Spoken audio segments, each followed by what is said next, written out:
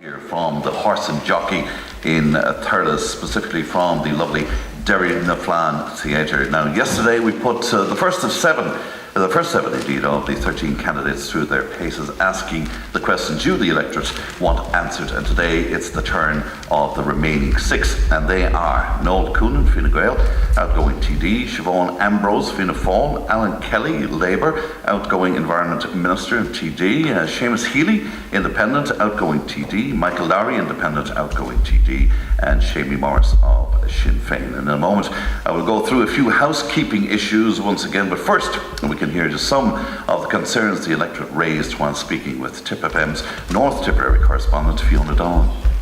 Since I've moved here since 2005, this county, since I've moved here, it seems it's getting more and more like a drive-through county. Do you know what I mean? Everybody drives through it. There's no attraction, no jobs, there's no tourists. If you look at Clonmel, and in comparison to the likes of Kilkenny's thrived, we're not. It's become the drive-through county. I don't want to be in a position where I am paying through the nose again. Tax, levies, and everything else. I've been in the public service for all my career, now retired, and I see no benefit coming. All I see is the Galway attempt. People need to involve. I say for the elderly people, I would like them to be looked after, not things back like before. You know, they took away all the allowances. You know, the electricity allowances, the phone allowance, and all those that they could be restored. Because there are a lot of people like we're pensioners. You know, so that would be a little help to all of us. I'd like to see, I suppose the farming bodies, I suppose, they're doing reasonably all right, but I'd like to see them doing well enough for themselves too. Jobs would be very much mind jobs for young people. I have 3 sons myself, but there's one of them out of work at the moment. Jobs would be a big one, all right. Well, the only thing I have a big thing about hospitals. I mean, I was in hospital just like 2 years ago, and I was on the corridor for 2 days, and I think it's dreadful. But I'm kind of undecided because of it. There's so much, you know, people promise you this, that, and the other, and when they get in, then it's gone. Just some members of the electorate across the Premier speaking to Tipp FM's Fiona Donnellan. And can I also add that we got the most amazing response from listeners yesterday on text, on Twitter, as well as those of you watching on Periscope, with the comments coming from across Ireland and the Tipperary diaspora further afield, including, can you believe, Lindsay Cleary in Zimbabwe. So there you go, and we are expecting more of the same today. Now, as I mentioned, just a few housekeeping issues first before we kick things off. I would urge our candidates just to give listeners a chance to hear what it is all of you have to say. So if you could refrain, please, from talking over each other. It may be useful to remember as well that there are quite a number of undecided voters out there. So it's your opportunity to get your message out to the entire county of Tipperary today. Any foul language, abusive behaviour or inappropriate comment will not be tolerated, and the offending individual may be asked to leave the theatre. All right, we'll begin by giving each candidate 2 minutes to set out their stall. Noel Coonan is up first. Noel, why should the voters vote for you? The youngs may have lived Golair. The voters should vote for me because I would ask them first of all to take a quick look back on where we were in 2011. The country was broke. We were in a bailout programme, thousands of jobs were being lost on a weekly basis, and immigration was rampant. We had lost our sovereignty, and the bailout was being implemented today. We're a fast-growing economy in Europe, creating jobs, and jobs is the big issue. We've created 135,000 to date. Benefit of that is twofold. One, it saves on the cost of social protection, and two, it gives a revenue stream to the government where they can now invest in the services that the people so dearly wish for, like create more doctors, more nurses, more guards, more teachers. And I want to be part of that recovery. I want to be there to ensure that that reaches down to every parish in Tipperary and to every kitchen table. And I want to be there to give assistance to the people who suffered so much in the past. I believe that I can deliver that to the people and help focus on rural Ireland and Tipperary to attract more jobs and therefore make it a better community, the premier county in which to do business and to live in. Thanks very much indeed, Noel Coonan. Siobhán Ambrose, your 2 minutes starting now. Thank you. Good morning, listeners. My name is Councillor Siobhán Ambrose, and I have been a councillor for over 11 years. and I am the only Fianna Fáil candidate running in the southern end of the constituency, which has the second highest unemployment rate in Ireland. Fianna Fáil wants an Ireland for all. Under Fianna Fáil, both Irish water and prescription charges will be abolished. The party will seek the creation of additional jobs, roll out of a town centre policy, extend PRSI to the self-employed, increase apprenticeship numbers, and ensure that our enterprise policy covers the huge differences between employment opportunities in Dublin versus all the other areas of the country. Fianna Fáil and government will roll out broadband and will launch a mobile phone coverage unit under the remit of the Commission of Communications for Regulations in order to roll out a better mobile coverage across the country.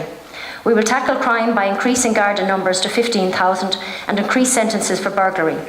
Fianna Fáil, under its manifesto for rural Ireland, will reintroduce the position of a senior rural minister, specifically dealing with the issue of roads, water, sewerage, childcare costs, and the restoration of the pupil-teacher ratio in small schools with improved school transport services.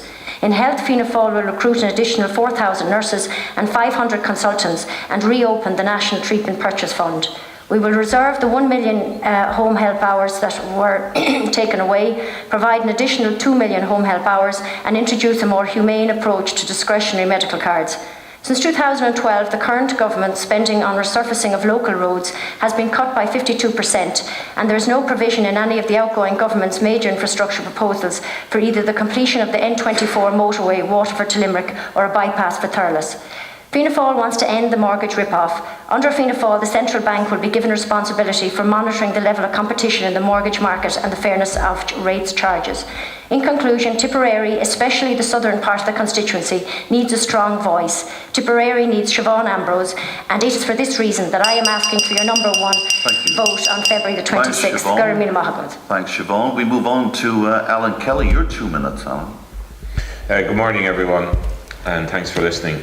I think this is probably the most important election in many decades in Tipperary. We have a new constituency, that is quite vast. And I represent the Labour Party, and the Labour Party is the party of work. And I'm very proud of the role that this government and my party has played in turning this country around. We have seen huge impact economically across this country, and we're seeing it here in Tipperary. We have seen huge advancements in education, with a massive amount of capital investment across the length and breadth of this county, whether it's in Clonmel, whether it's in Templemore, whether it is in Thurles, Nenagh, or anywhere else. We've also seen huge infrastructural developments across the county as well, which are bringing very positive news to the area. In the area of jobs, we have seen a large reduction in unemployment in the county, and we also are seeing huge announcements coming to the county in recent months that are going to bring many jobs to many young people and people who want to come home from abroad as well. This is all about the next 5 years. It's all about what we can do for our county. It's a critically important election. It's about how we can ensure that the economic recovery, which we've all seen, which is very real, which can't be denied, becomes a social recovery, and becomes a social recovery across this county as well, where we can provide the public services for all the people of Tipperary, where we can hire thousands of Gardaí, nurses, doctors and other public servants to deliver for our people across the county. I want to be somebody who will represent the whole of County Tipperary. And when I say the whole of County Tipperary, I mean the whole of County Tipperary. I will continue to represent those who feel disenfranchised, for instance, who will have to vote in Offaly this time. Thanks very much indeed, Alan Kelly. We move on to Séamus Healy. Séamus, your 2 minutes starting now. Good morning and thanks for listening. I'm Séamus Healy and I'm an independent TD for Tipperary. For the past 30 years I've been representing the interests of ordinary people in this county. I'm a native of Clonmel. My dad, the late Jim Healy, was native of the parish of Upperchurch, and my sister Ella Darcy and her family live in the parish of Drummondinch, and Ella is my director of elections for the Thurles, Templemore and Rossgrey areas. Billy Shore, a former councillor, Mayor of Clonmel and member of South Tipperary County Council and a native of St Joseph Park in Nenagh, is my director of elections for the Nenagh Municipal District. district. I run an extensive series of clinics right across the county, and since the amalgamation I've also extended into North Tipperary, where I run clinics in Nina Arts Centre, the Abbey Hall in Rossgrave, Hayes Hotel in Thurles, and St Mary's Hall in Killinall. I'm a Right to Water, Right to Change candidate. I'm chair of the Save Our Hospital Committee and the only Tipperary TD who voted against all health, education and welfare cuts and the closure of Garda stations. This government is a government of broken promises. They had the choice to protect the most vulnerable in our society. Instead, they chose to protect the super rich, the bankers and the bondholders. The last two governments chose to target low and middle-income families and social welfare recipients and made them pay for a recession they had no hand, act or part in creating. I'm asking for a mandate to continue a campaign for a fair crack at the whip for ordinary people, ordinary families right across this county, and also a fair crack at the whip for County Tipperary, particularly in relation to jobs where we have the second highest unemployment rate in the country, housing where we have 3,000 on our local authority housing waiting list, health where we have chaos in our emergency departments, and in education where the class sizes are some of the largest in Europe. I'm asking for your number one vote to continue that campaign on behalf of the whole of County Tipperary. Thank you. Thanks very much indeed, Séamus. Healy. Michael Lowry, your 2 minutes, Michael. Good morning, Fran and listeners. As I travel around the towns and villages of this Tipperary County, I listen and learn. And what I'm hearing is that the people have had enough of past broken promises and unrealistic false promises for the future. Families are angry and disillusioned. Tipperary constituents are demanding new political reforms, a health service which is fit for purpose, real employment that offers a fair reward, improved support for education, stronger protection for the most vulnerable in our society. I want to see government intervention to halt the alarming rise in legal repossession orders. Families in mortgage arrears are under acute pressure. They are living in fear and are in financial and emotional turmoil. I want to see local health care that caters for everyone's needs, regardless of income. I want to have government-imposed cutbacks in funding and services for special needs children and disadvantaged pupils reversed. I want to ensure that the economy of Tipperary develops, prospers and generates enterprise and job opportunities. I want to see communities grow and become sustainable. I want to see the rural way of life cherished and nourished. I want to see people walk the streets and byroads of our community feeling safe and secure. I want the elderly to be valued and given the respect and security they deserve. And I want to see our young people supported properly by the state to allow them to purchase property, to be paid a fair wage for reasonable work hours, and to have time to voluntarily contribute to the local communities. For me, in this election, the issues are healthcare, crime and security, lack of job opportunities, the dreadful condition of our rural roads, income pressure on all sectors of agriculture. Thank you. Thanks to Michael Lowry. We move on to Séamie Morris of Sinn Féin. Séamie, your 2 minutes. Thank you, Fran. Hello to everybody here in the audience and everybody here in Tipperary, listening in Tipperary. And I also want to thank the staff of the Horse Jockey Hotel here, which is a fantastic success story in the heart of Tipperary here. My name is Séamus Morris and I'm your Sinn Féin candidate in Tipperary. Over the last couple of months I have been canvassing up and down Tipperary, and despite what government spin doctors will tell us, this government haven't delivered recovery for this county. You have delivered broken promises and chaos in hospital beds, chaos in roads, chaos in rural crime, and chaos in homelessness. Rural roads in particular. Tipperary has been amalgamated as a one entity, and the corridor between North Tip and South Tip is nothing short of shameful.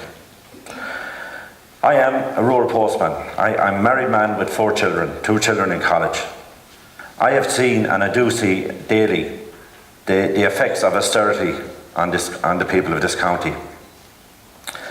We in Sinn Féin believe that investing in public services, getting people off trolleys and hospital beds and providing resources to An Garda Síochána and creating a social housing system that caters for most in need.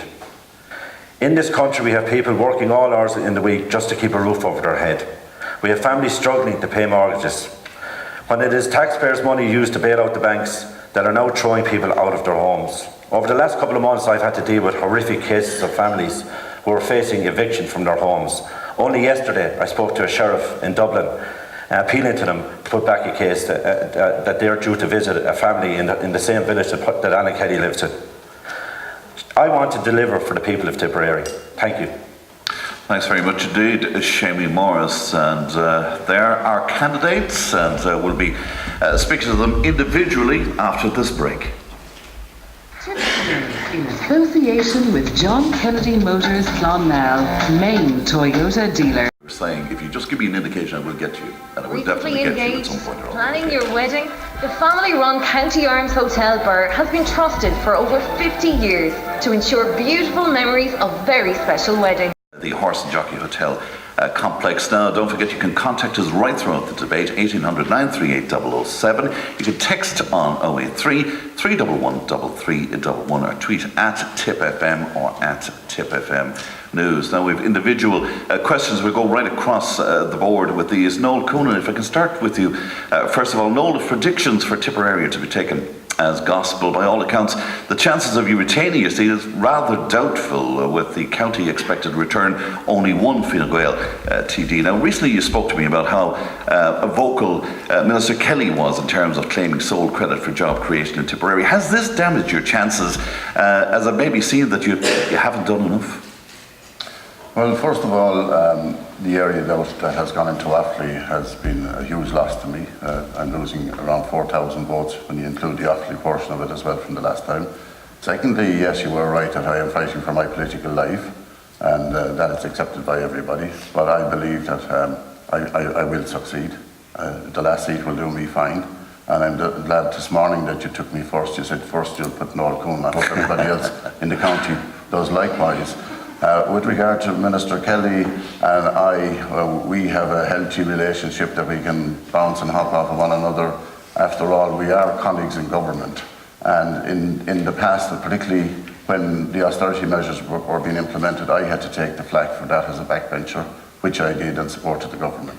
But without backbenchers like me, I think the austerity measures would have been much worse. But the point you made to me, Noel, was that you took the flak for the austerity and Minister Kelly took the credit for the jobs. Well, I was just getting to that, I took the flak in it, but we are part of a government team that decided on various policies, like to kickstart employment. We invested in schools rather than in replacing log cabins, that we would build real schools, and we did that. And a number of them, it's interesting that a number of them were focused in my particular area because we had a Labour Minister for Education, but it was government policy. I supported government policy. I lobbied for all those schools. And I'm not the type that goes to the media every time looking for publicity. That's a different style. Minister Kelly does that. I'm pointing out to you that we are colleagues in government. And a lot of the recovery and a lot of the issues that have been delivered to Tipperary, I am as much responsible for them. And one that he hasn't taken... Well, perception is reality, Noel, you know. Well, okay, I accept that. But I mean, I meet people who will be less vocal and who give me credit for it as well. So the fact is out there. I'll give you one example that hasn't been highlighted, like the St. Patrick's College in Thurles, which has now, thankfully, which was due to be closed, has now been accepted as, with the Mary Immaculate Teaching College in Limerick and the University of Limerick as a centre of excellence. And wasn't it wonderful to see during the week there was an application in for planning permission for up to 35 or 37 ensuite rooms and that, where the students will now be coming to the college in St. Patrick's. I had to bring the Taoiseach down to ensure that that happened. I had to do the same with the two schools in Templemore where there was an amalgamation. I had received a reply back from the minister stating that this wasn't possible, it couldn't happen. You know, there were others ahead of it. Again, I had to go to the Taoiseach, intervene, and as a result, those schools are now approved for amalgamation and will be invested in. Tell me about the Fine Gael mantra, because it is very much keep the recovery going, but I can certainly tell you from the hundreds of listeners that are on to us by text and phone and stuff, there's little sign of that in the homes of Tipperary. We spoke to Martin Quinn a little earlier on, particularly about West Tipperary. There's little sign of it there, Noel. Where is this recovery? I suppose I could offer Tipperary, West Tipperary and Tipperary town is that hasn't been under my remit, and I suppose if I focus on that, I have no doubt that investment will come into it. I had some minor success with Martin Quinn, who was in the audience here. He asked me about a few things. I think he will be the first to delivered on that. But I'll tell you, I'll give you a real reality. If you look at the Tipperary Star last week, there was an ad on it for accommodation and it's within a 12-mile radius of Templemore for students, which is worth something like 160, 170 euro a week to people. And we spoke about them who are in dire trouble with mortgages and are under pressure. We've reopened the Garda College, which was closed by Fianna Fáil, to recruitment in 2008. And there are guaranteed 600 students per year over the next 5 years coming into that. And the benefits to that are enormous to the people in Templemore. And the accommodation, which will reach a 12-mile radius, will reach Thurles, will reach Rossgrave, and I don't know how far on the other side. But of course, by the time that we get the correct number of Gardaí out on the streets again, if you consider retirement and the loss through that, it's going to be years ahead. But you speak about Templemore, for example. I mean, lots of issues in Templemore. You know, you've had the flooding there, you have shops closing up, you have the roads, which is a huge area in the area. Well, we've dealt with the flooding, or will deal with the flooding. There's 8.9 million earmarked or ring-fenced for the flooding in Templemore, which will hopefully start this year.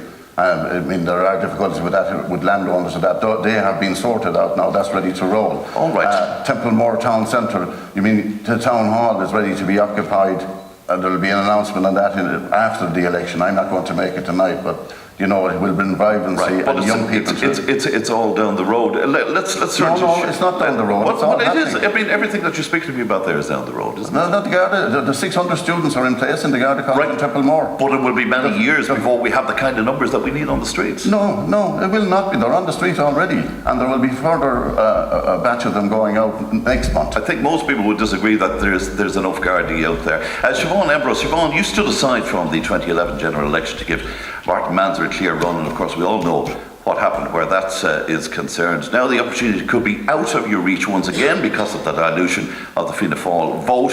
You're seen as number 3 in that pecking order of the Fianna Fáil candidate. Do you realistically think you have a chance of taking a seat in the 32nd Dáil? Well, first of all, Fran, I wouldn't be standing if I didn't think I had a good chance. Obviously, as I stated at the outset, I'm the only candidate running in the southern end of the constituency, and we have 2 candidates running in the north tip of the northern end of the constituency. I suppose the reason there has been a focus on my 2 colleagues is because of the fact that instead of running 2 candidates, Fianna Fáil took the decision to run 3. And there has been an awful lot of focus on the 2 candidates in the northern end of the constituency. But as you have stated, I ran in 2007. In 2011, Fianna Fáil at national level took the decision that in all 3-seat constituencies there would only be 1 candidate. So there was 1 in North Tip, 1 in South, 1 in Kerry, 1 in Waterford, and obviously as Minister Martin Manzer, he was the sitting minister here at the time, so he stood on that occasion. Obviously I'm running now, I'm getting very good support on the ground. Again, I'm going around, I'm listening to people on the ground, particularly in South Tipperary. It appears that we are being left behind. There'll be many job announcements, even in the last few weeks, and they're all going to the northern end of the constituency, which is great for them. How fractured is the Fianna Fáil camp in Tipperary? I mean, Jackie Khan came out and said he didn't want you, basically. No, I don't think that's correct. We were always going to have a candidate from the southern end of the constituency, and you were always going to have a candidate from the northern end of the constituency. The decision was made then that there would be 3 by headquarters, that there would be 3 candidates. So to say that I was never, that somebody from the south was not going to be a candidate is nonsense, because you always have to have 1 from the northern end of the constituency and 1 from the southern end. I'm a councillor for the last 11 years. I've worked extremely hard. It would be a given, particularly the organisation in South Tip, it would have been a given that I would have been the candidate. Well, if you take that, your role as a councillor, because we spoke to Michael Smith at length yesterday about the profile of his father that he was drawing on where this campaign is concerned. Jackie Cowan, of course, former leader of a national farming organisation, relatively unknown right around the county yourself, because you were just a councillor in the south. Is that not its own difficulty? That's not correct. I mean, as I said, I ran in 2007, so my name would be out there in the southern end of the constituency. Obviously, it wouldn't be that well known in the northern end of the constituency. But certainly in the southern end of the constituency, it would be very well known. And as I said, I'm meeting people the length and breadth of the constituency, particularly in the south, and they do know my name. When they answer the door, they say, "Oh, hello, Siobhán." So realistically, you think you have a shot at this? Oh, absolutely. I wouldn't be standing if I didn't. And quite frankly, I think South Tipperary in particular badly needs representation because of the fact that all the job announcements, by all accounts, are going to the northern end of the constituency. So we badly need somebody in the south shouting for the south. Let's move on to Alan Kelly. We researched this, Alan. You've been criticised over the past number of months and described as being, and I list some of them here, arrogant, brash, smug, egotistical, not a team player, even within your own party. Now, you stated publicly that power suits you, but surely these might not be the credentials for a person with aspirations to lead a party and indeed to lead a country. Fran, I've read all of those myself. I don't think really, to be honest with you, getting into personality politics is what the people want to hear. They read enough of that about both. I think they do, actually. Well, to be honest with you, I think the most important thing is what you're going to do for your constituency, for those who are listening out there. And really, my main focus is about delivering across the whole constituency, across the whole county. For instance, I mean, you spoke earlier about education. I've put 5 years work into education, and I'll stand on the record of all the schools that have been revitalised, rebuilt, new schools been built. I was in Cumber College in Carrick the last couple of days. And, I would challenge, the work that has gone on there. Go and speak to the principals or the boards of management in relation to whether it's Closh the Pobble in Roscrea, Michael O'Connor, the principal there. Go and talk to Patricia Higgins at the school in Templemore. Go and talk to even the small schools. Go to talk to the principal in Carrick. Go talk to the principal out in Killea or in Clonmore, any of those. And I can name off another 10, Frank. Point being is I went and met all of those schools. And when they needed large, multi-million in some cases, investments. Some of the largest, by the way, capital investments in schools in this county have been done in the last couple of years. Some of them are with some of the largest in the country. They were delivered on. And really, the future in Tipperary is about, we have an economic recovery. And we do hear an awful lot of discussion nationally. And it's appropriate we hear it, by the way, about has the recovery come out of the conurbation around Dublin, right? And it does take time, obviously. But you heard in our Vox Pop that a lot of people would see around Tipperary that it isn't happening. Yeah, but it is now happening, Frank. If you look in the recent past, and in fairness, Siobhán has made reference to job announcements. We've had First Data, which is one of the largest multinationals in the world in the field of what they do. And they have announced to the stock exchange that they are coming to Tipperary. And that's a huge investment. And their CEO was in Nina last week, as you know. You've got Amneal who've come to Cashel. Obviously, I had a huge role in that in relation to the sale of that site. You have the Silver Mines Hydro project, which is the largest private investment in the history of this country in relation to an infrastructure project. There's RQS have just announced in Thurles 50 jobs in Thurles is a lot. Well, as we hear there, Alan, you certainly are the Minister for announcements, whether it's that €5 million social housing plan or the creation of the jobs that you mentioned as well. But where are the houses? Where are the wage packets? Where are the wage packets? But to be fair, Frank, now, I mean, it's a bit of a flippant comment, to be fair, announcements. I mean, First Data announced that's what they are. But hold on a second. But wouldn't it be worse if they weren't announcing it? They're coming and delivering up to 20 million wages. Up to 20 million wages in a town like Nina. I mean, Amneal, what are they going to do in Cashel? They're going to obviously help Cashel hugely. And if we weren't getting these announcements, if these large multinationals, and by the way, the smaller companies, enterprise companies like Premier Green Energy in Thurles, Technopat in Ballina, if they weren't coming, I'd be criticised for not delivering them. They are all delivering thousands of jobs in this county. Show us that the recovery is coming down to the length and breadth of this country. Can I ask you something? Can I ask you something that interests me greatly? I mean, high-flying ministerial role, very much so. Every newspaper you pick up, Alan Kelly is in it at some stage or other. But you could be in a dogfight with Sinn Féin and a couple of independents for that last seat. Is that sort of demeaning in a way? Not at all. Look, everybody was. This is one of the toughest constituencies in Ireland. In fairness, the people of Tipperary are amongst the most educated politically in the country, and I say that because we often have the highest turnout in the country or amongst the highest turnouts, which shows the level of interest people take in politics. And that's very healthy, by the way, and I'm delighted that's the case.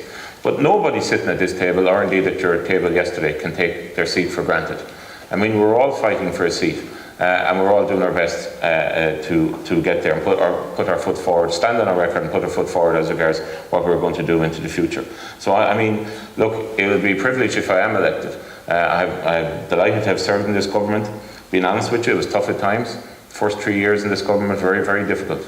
The last 2 years, we've been able to turn the country around, and you see the recovery going. But that's what I want to. I want to have an opportunity, Fran, in the next 5 years, after dealing with the issues we've had to deal with over the last 5 years, to have an opportunity to build a social recovery around Tipperary, as well as get all of those jobs in place, which you said have just been announced. All right, let us move on to Séamus Healy. Séamus, your career seems to be based on a never-ending series of protestations. Now, constantly saying no to everything, that's certainly the perception out there, while offering very few alternatives. It's easy to be saying no all the time, but does that really deserve a vote at this point? Well, of course, that's not correct at all, Fran. And I think if you look at one of the most significant and most important events in Tipperary over the last number of years, it has been the fact that we've been able to ensure that South Tipperary General Hospital continues as an acute hospital with all the various acute services, the accident and emergency services,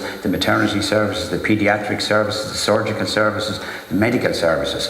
The Minister of the day in the last government and the HSE and the Department of Health proposed to transfer those services to Kilkenny and to Waterford. I called a public meeting. I chaired that meeting. I was elected chairperson of that committee, and on a very inclusive basis, right across South Tipperary, both politically, sporting organisations, community organisations, staff, former staff, we built a campaign which put 16,000 people on the streets of Clonmel, sent a very strong message to the government of the day and to the HSE, and we defeated them.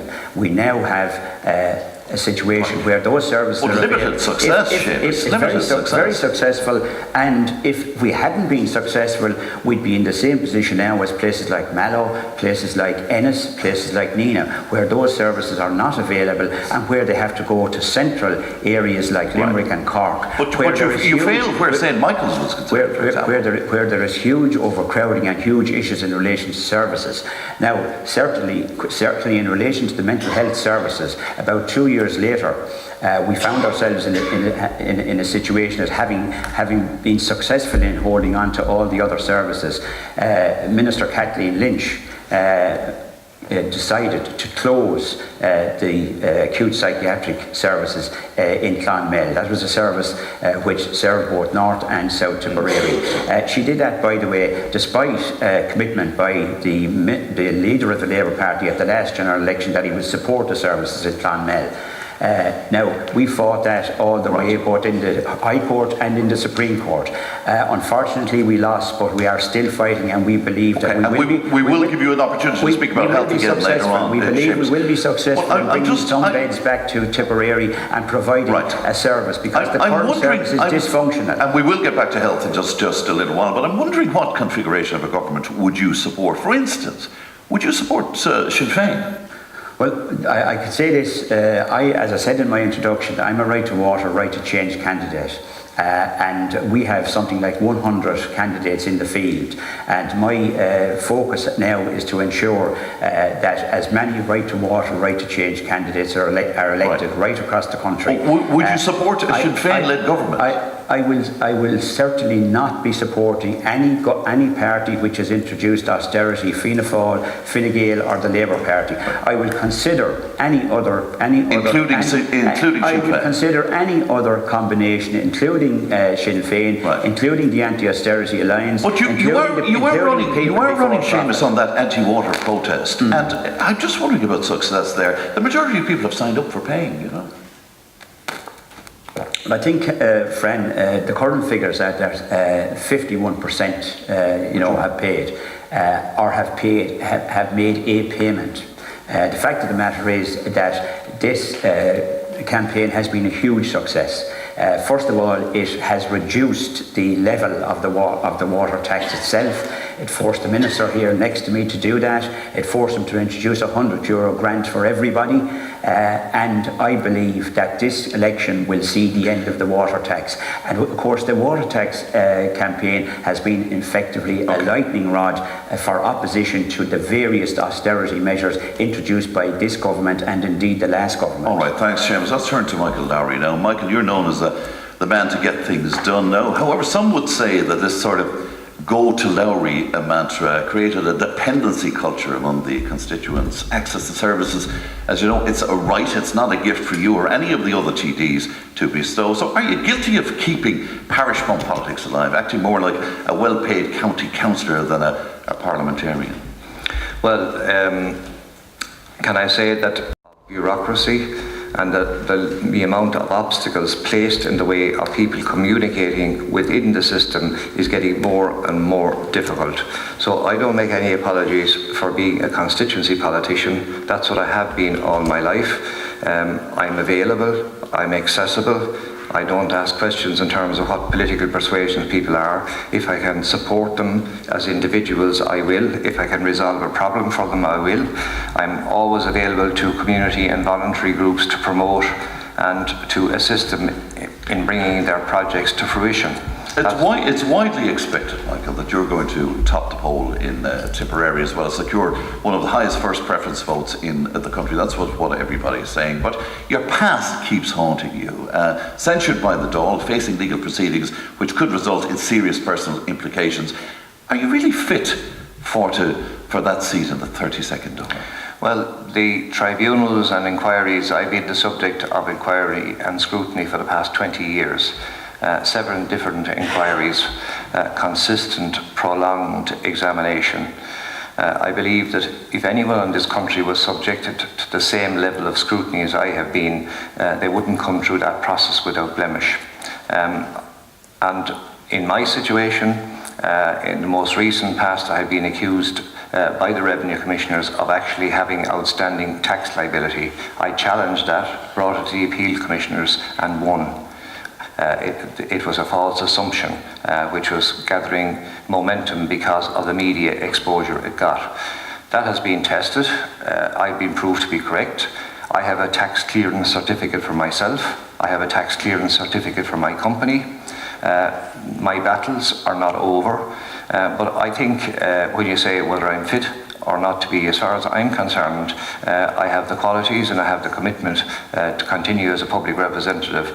And it's not for me, it's not for you, it's not for the political pundits, it's not for my political opponents to decide. This is a matter for the people of Tipperary to decide. The will of the people will determine who they will select as their public representatives. And if I am re-elected as one of those public representatives, I will pledge and commit myself to continue the hard work on behalf of the people that elect me. Some members of the media are going so far as to question the intellect almost of the people who vote for you, that it's very much a narrow focus on things, that it's very much parish pump. What do you have to say? Well, look, it is common knowledge that the minute my name pops up, it demands and requires immediate national media attention. And yes, they do try and question the people of Tipperary. And they wonder how it happens, and they wonder why they re-elect me. They wonder why they place their confidence and their trust in me. But that's because the people of Tipperary, like most people in rural Ireland, are fair. They're not judgmental. They make their own decisions. They can see through what's happening in terms of media exposure and the way it's written and the way it's brought forward. And they're able to make a clear decision for themselves. And I think it's an insult for the national media to be saying to the people of Tipperary, you shouldn't do this or that. That's why we have a democracy, that's why we have elections, and when we have elections there's a free choice. The people of Tipperary know me, they know my personality, they know my character, they know my background. There's nothing that's not known about me for the last 20 years. What about in terms of the other parties coming out very strongly to say, no, we don't want anything to do with Michael Lowry at all? It was a bit vague at the start, but they were forced into that situation to denying you. Yes, it was a media frenzy which was effectively led by my political opponents. And I would have to say that I was amused about it because I couldn't see the logic in it. As far as I'm concerned, you have to be very presumptuous, first of all, to say that you're going to be re-elected. I'm like every other candidate. This is a competitive constituency. It'll be keenly contested. I have to win a seat. There's no point in saying your favourite today. We have many a Tipperary team that went to Croke Park playing very well, expecting to win, didn't perform on the day and didn't bring home the silverware. It's exactly the same in politics. So as far as I'm concerned, the outcome and the formation of government is sheer speculation and conjecture. We have to wait for the people to cast their votes, and when the public make a decision, then we'll see how the cards will fall. Okay, let's move on to Séamie Morris. Séamie, given Sinn Féin's strong showing at the local elections, taking a seat in each of the 5 municipal districts, there was surprise that the party then only fielded one candidate for the general election and limited itself to a North Tipperary councillor with just a local profile there. Now, your Twitter handle is Nina Man. Does that say it all, really? First of all, Fran, I want to wish everybody in this election the best of luck. Everybody has put their name on the ballot paper. I respect them. Unlike the minister over here, who at his launch called it the rest of us hurlers on the ditch.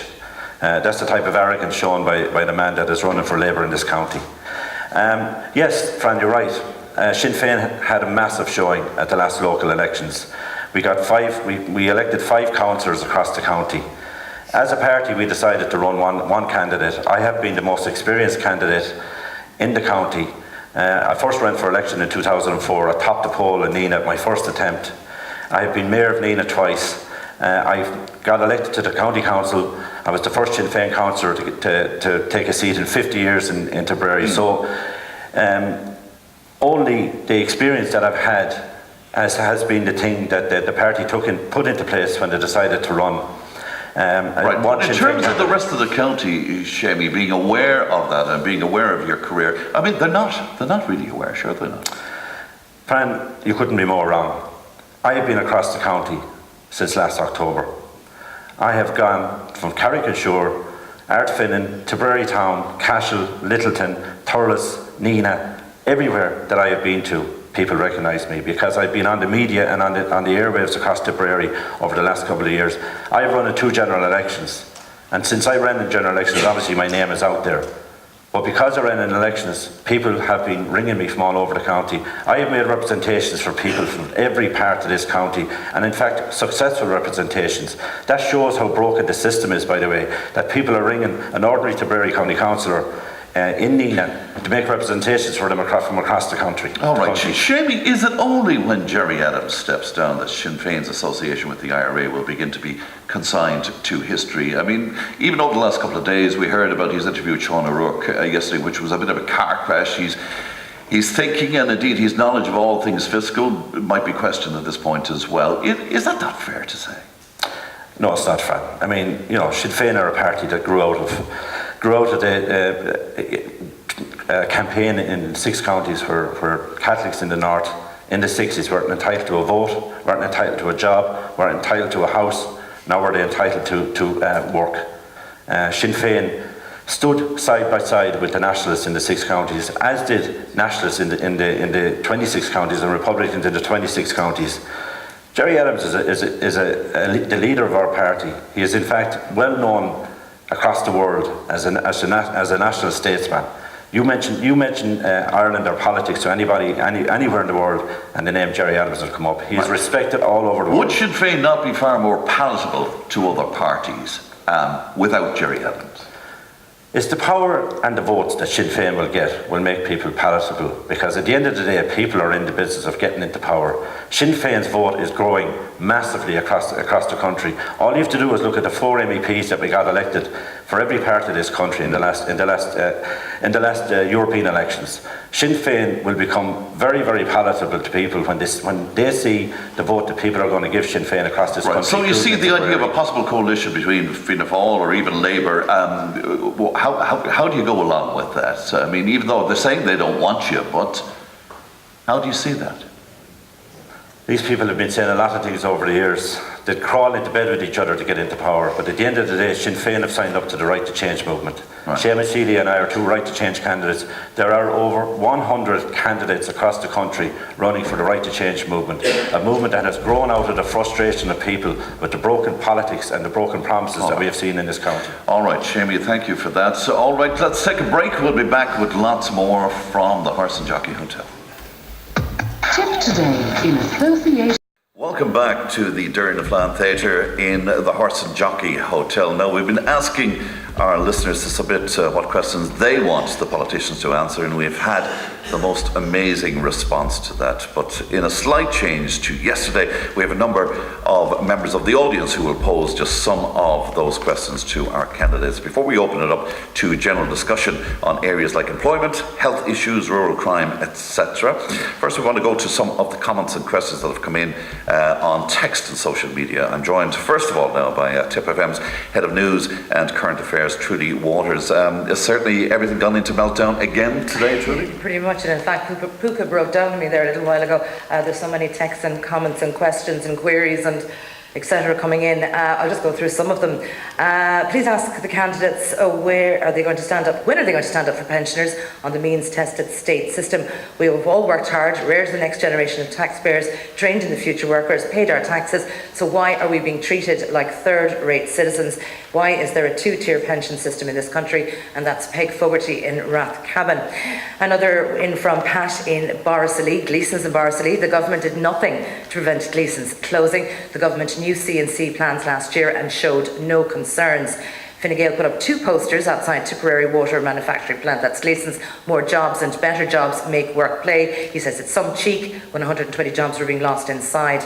Another says Fine Gael and Labour will pay the price for letting the people down. Fianna Fáil always look after the poor. Alan Kelly lets the ordinary working man down. I would imagine that's a Fianna Fáil supporter. Another says Alan Kelly doesn't support the ordinary person. He represents the wealthy.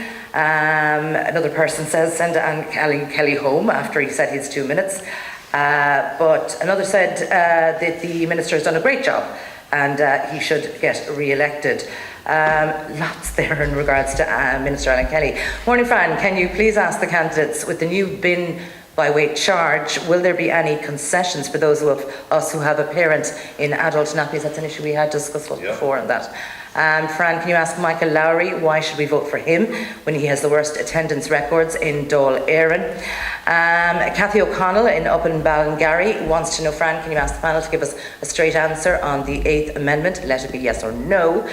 Can you ask the running candidates why the heck, if any of the early intervention teams in Nina are on maternity leave or long-term sick, because there's no one there to cover and they say it's an absolute disgrace. Where is the recovery in Tiptown? Another person asks, and the 20-mile area outside that, they're not seeing it. Fran, can you ask Minister Kelly about the tenant purchase scheme that he passed in December? It's February now, and he still doesn't know where it's going to be. Still no sign of it being delivered. Another for Noel Coonan there. Remind Noel Coonan that hundreds of recruits, but only 3 Gardaí for Tipperary has come out of it. Remind him that as a TD, the whole county was his remit. Then another is Séamus single-handedly taking credit for keeping South Tip General Hospital open. That was a cross-party effort. He's sick and tired of hearing politicians taking credit for things they didn't do solely. Another says, recovery? What recovery? I haven't seen any. I had to retire due to ill health in 2010. My pension was cut, as the same as all the public sector workers. It was reduced from my pay while I was working. It was mandatory. I paid my superannuation. That's the same as savings. Why have they cut my pension? I have to pay my medical expenses. I can't afford physio, and I have to live as well. I'm not entitled to anything free or a medical card. Another, the disenfranchisement. Oh, I can't even. Sorry, well, it's not disenfranchisement of Lower Ormond is a calamity. Its effect is causing friction between the candidates north and south. That's okay in GA matters, but it's not so in electing TDs. That's a call from Noel in Nina. Another from Michael Lowry. You'd think that butter wouldn't melt in his mouth. And finally, Maggie says, Fran, The Horse and Jockey is the right place to form a stable government. Bum, bum. Boom, boom. By the way, it wasn't the word heck was in there as well. Judy was very careful to edit that. Now let's go to the floor. We go to, first of all, to Clonmel Chambers President, County Tipperary Chamber President, indeed, Mark Small. Mark, you have a question for us. Yeah, thanks, Fran. And as you've said, the recovery is not being felt universally. And it could be argued that the town centres in Tipperary are in significant decline because of a perfect storm of circumstances, including poor planning, increased ease of access to large urban centres, and the growth of online shopping. As a result, we've witnessed the closure of many town centre businesses and significant job losses. What I'm asking is, what specific initiatives will the members of the panel commit to, if elected, that would revitalise our town centres? All right, can we go to Alan Kelly first of all on that? Specific measures?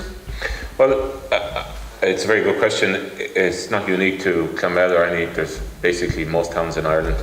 I think we have a legacy issue here, particularly, of bad planning. Guidelines that were sent out by the Department of Environment in years gone by in relation to retail planning strategies, building shopping centres on the edges of towns, and the impact that has had, across the whole country, to be honest with you, has seen that town centres have basically gone into disrepair, and there's a lack of footfall through it, and it's a real significant issue. There are a number of things which can be done.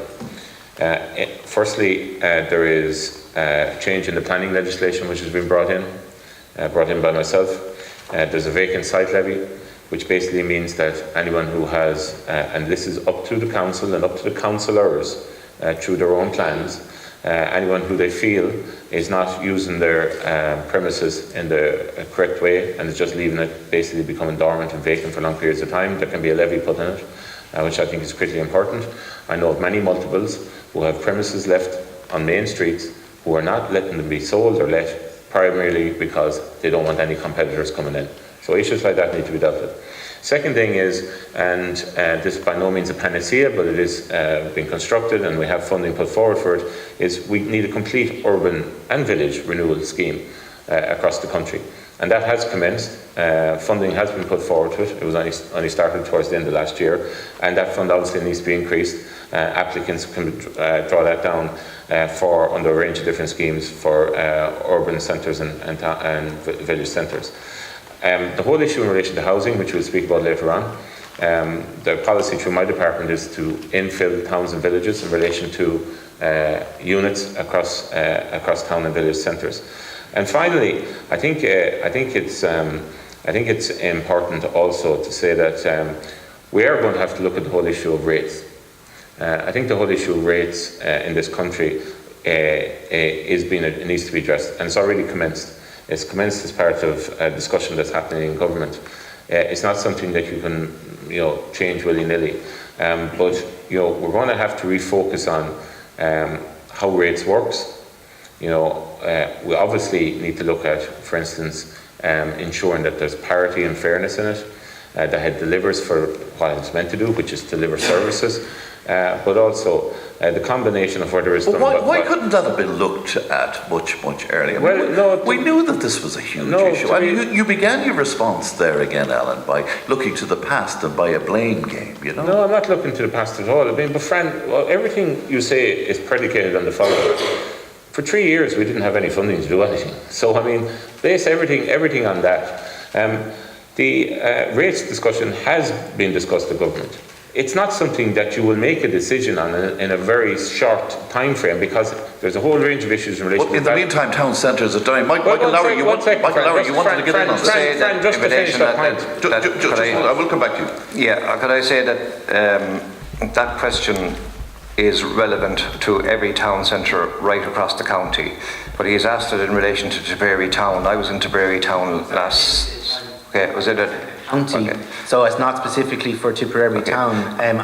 My question relates to everyone: Clonmel, Tipperary, Thurles, Nenagh. So it's not specifically any particular town. Yeah. And we've seen it happen in Clonmel recently, where SuperValu went. So this is not specifically Tipperary, this is an issue over the whole county. Yeah, I was just after saying that it's relevant to every town in the county. But you were saying about Tipperary town? Yeah, in relation to Tipperary town, I was in Tipperary town for the last week, and I met every business person there, and the majority of them very disillusioned about Tipperary town. And the general comment was that it's the forgotten town of Tipperary. And it's suffering from two things. Obviously, the lack of investment, the lack of creativity in terms of enterprise and job opportunities. And it's part of a system whereby we've had a two-speed economy, where we've had the investment in Dublin, we have a fast lane for Dublin, we have a slow lane for rural Ireland. And I do think, Fran, that past decisions are important and they should be remembered so that we don't make the same mistakes again. Tipperary town and many of the towns around the county have allowed planners to put shopping centres and multiple groups outside of the town centre. That has tore the heart out of the town itself. It has brought the commercial life outside the outskirts. Yep. Now, I believe that the message I'm getting is that between property tax, levies, charges and rates, and in particular rates, they're crippling small businesses and town centres. And what I would propose in relation to rates is that rates should not be charged per square foot. Rates should be charged based on the accounts of a company or a business, where they have their costs, where they have their revenue, their income, and then you have a profit. And the rates should effectively be charged. Séamie Morris, you wanted to get in on this. Yeah, look, I have been watching the fantastic work that the Tipperary Chamber of Commerce have been doing over the last since they amalgamated themselves, really, and the work that they've been doing, going out promoting Tipperary businesses in Tipperary, and that has to be welcomed, and there's great work going on there.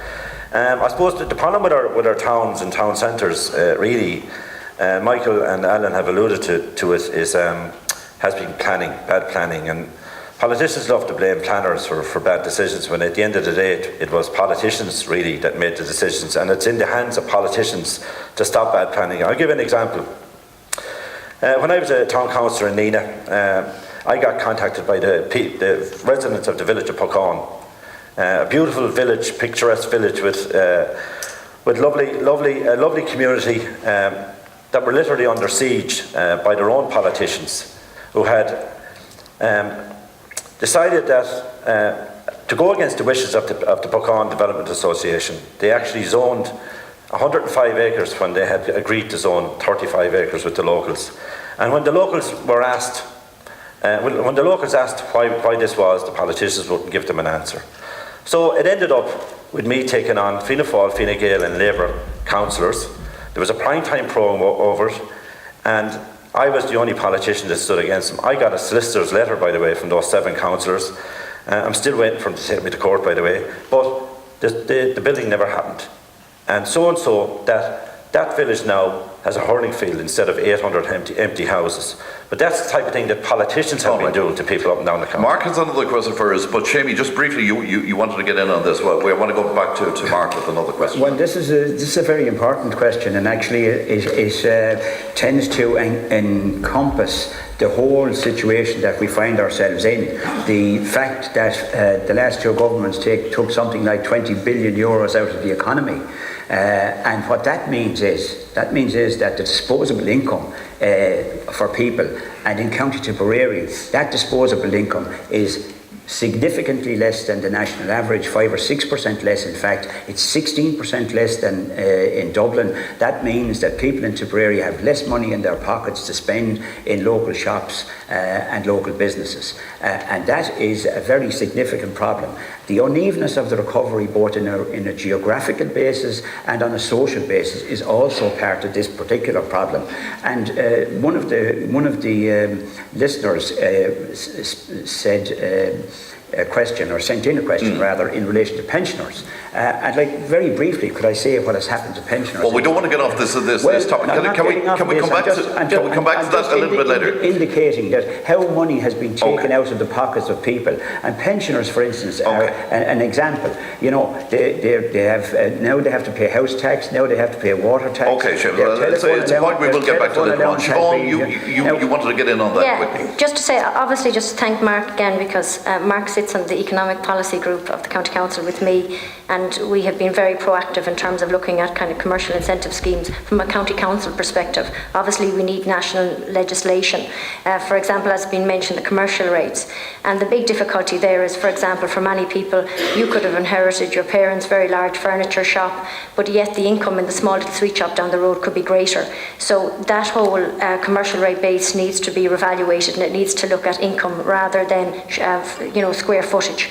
The second thing I would say is in terms of rents. There's a big problem with rents too. There are many people who bought commercial premises during the good times, and obviously now it's posing difficulties because they have to pay the banks back. But if you're a sole trader, you're in the fortunate position now that you have a huge rent to pay back, and that's also causing difficulties. That's not highlighted much. But I do want to say as well that I suppose Fianna Fáil are looking at, one of their proposals would be a state as well, a state enterprise bank for funding, because a big problem with a lot of shop owners, the small SMEs, is trying to get cash flow, and there is no facility for them at the moment, and that would be hugely important. And the other thing as well would be, we're trying to encourage people to open up as well shops, and a big problem for self-employed people is with respect to the fact that they cannot access the PRSI system, and that's huge because who's going to give up? Well, just this morning, Siobhán, to kick off the programme, we heard from a gentleman who tried his best to set up a small business in Tipperary town. He was on disability. He was willing to give that up just so that he could be doing something that was vital and important to him,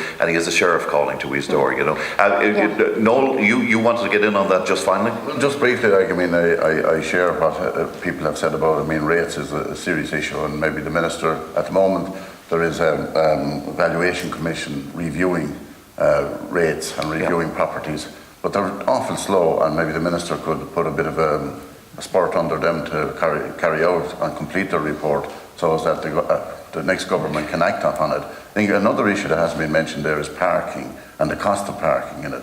People like to... it's a huge issue. It's a huge issue. Yeah. And there aren't parking facilities. The local authorities aren't creating parking facilities. Well, that's because they're depending so much on the revenue from the parking. Yes, but it's an issue that has to be tackled. And I think also that, we as consumers, the consumer dictates at the end of the day, and they will go where the best bargain is. So, the local shops and the traders and the chambers could get together and provide incentives and encouragement for them to come in. All right, Mark will respond to that. Mark, for start, just briefly, Mark, what did you make of that response, first of all? I thought it was interesting. Certainly, there's a lot of in the future.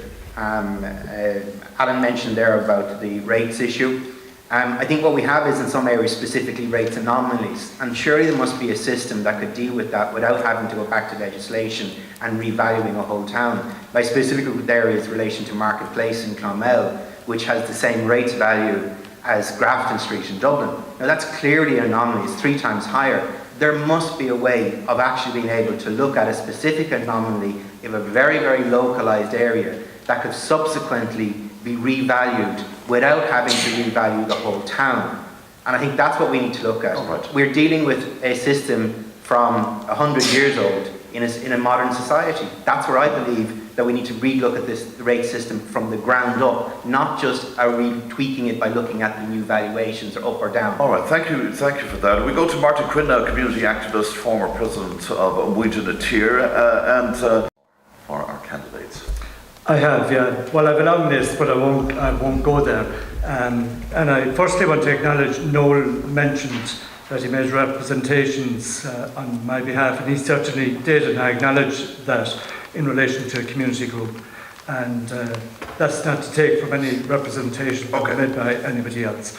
No, I suppose one of the issues that I'm very concerned about is rural Ireland, particularly issues that are affecting rural Ireland. And as a former president of Winter, I suppose I'm conscious that rural Ireland is really kind of under attack, with the taking of services out of the small villages.